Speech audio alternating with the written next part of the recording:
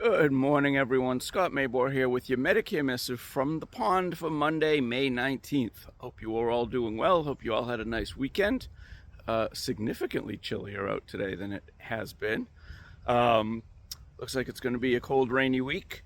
So let's see. What did I want to talk about today? So on Friday, there was some interesting announcement from a couple of the carriers concerning commissions and that they're cutting them on some policies or completely eliminating them on some policies. And you may say to yourself, all right, that's my problem, being me, not your problem, or that's not my problem, it's your problem, I guess is how I should say that. But here's the thing, and this is why I changed my model. You can agree with it or not, that's your prerogative. But here's the thing. In my thought process, if there are fewer and fewer policies paying commissions, and a broker, whether insurance, any type of insurance, but a Medicare broker specifically, is paid by the carrier to enroll you in their plan. So when you get a postcard in the mail and it says free consultation, you don't have to pay me, all of our services are free of charge, that's all great, but that doesn't mean they work for free. Realistically, nobody can afford to work for free, or few people. The problem is, if there's 30 plans available in your county of a specific type of Medicare plan, and half of them don't pay commissions, is the person who you're using as a broker, who's not getting paid on half of those plans, are they still in contention? In other words, if one of those, out of those 30 plans, 15 of them don't pay commissions, if one of those 15 non-commissionable plans is the best plan for you, is it still in the running to be recommended to you? Or is the broker, out of financial necessity, choosing from among the 15 plans that only pay commission, that still pay commissions? Meaning half of the available plans to you, half of the plans available to you are not even being considered. So out of 30 plans, you're down to 15. And maybe the broker doesn't work with every carrier, and maybe they don't like a particular carrier's model, they don't like a software, whatever the issue. But out of the 30, how many are truly being looked at as a recommendation in your specific case? So that's why I'm leery or hesitant to use the commission-based model.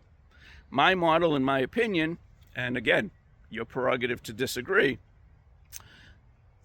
you're hiring me as a professional advisor. I'm looking at all 30 plans.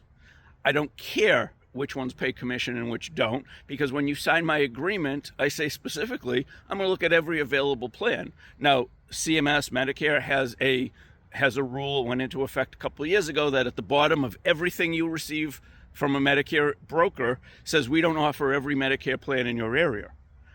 There you go. They're specifically telling you they're not looking at every Medicare plan.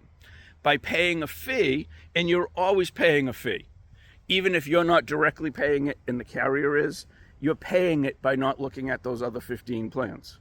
By agreeing to say, you as a broker need to make a living, I understand you're not charging me, but you got to be paid, so you're looking at a smaller subset of plans. So in my thought process, you should pay for the advice you get. I also think that this is a pretty important decision. You're picking health insurance for the latter third of your life, and the time of life where most people and most illnesses and issues with health arise. So I don't think it's something that you should DIY.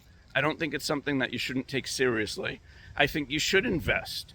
And does that mean I'm going to work with everybody? It does not. And there are people who pay for tax advice. There are people who pay for legal advice. There are people who hire professional tradespeople rather than do their own plumbing. And there's a reason why you hire a professional. Can you put in your own plumbing? Maybe. But are you more confident if a professional does it, that it won't leak, or you hire an electrician so there's no fires? You pay a professional for their advice, their expertise, their experience, and that is my model. And this is not to besmirch brokers. They have to make a living. I just think the model is dated. I don't think people like to be sold, and they especially don't like to be sold by somebody who's on commission, because it's always lingering in the back of your head. Are they giving me the best advice, or are they giving me the good advice but the best advice for them? You just can never be sure. And that's my argument against working with somebody who's commissioned as opposed to somebody who you're paying to give you advice as a professional, as a fiduciary. If you have any questions or comments, I'd love to hear them. I did post that article, somebody's post on LinkedIn. I reposted it, who's all up in arms about this issue from Friday. So let me know if I can help. I'm always happy to answer your questions, and have a great day, everyone. Thank you.